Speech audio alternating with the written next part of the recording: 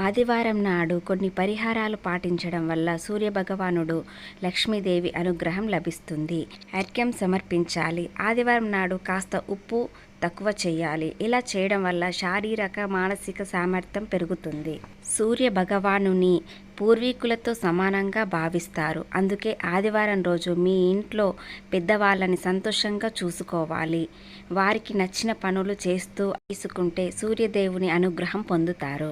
ఆదివారం రోజు ఇంట్లోని పెద్దలకు పసుపు లేదా ఎరుపు రంగు దుస్తులు ఇవ్వాలి.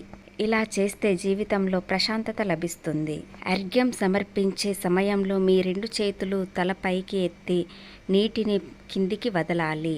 అవి కాళ్ళ మీద పొరపాటున కూడా పడకూడదు. అర్ఘ్యం సమర్పించిన తర్వాత వెంటనే 3 సార్లు ప్రదక్షిణ చేసి భూమాతకి నమస్కరించాలి. ఓం సూర్యనారాయణ నమః అనే మంత్రం జపించాలి. ఇలా చేయడం వల్ల మీకు ఆరోగ్యం, ఐశ్వర్యం కలుగుతుంది.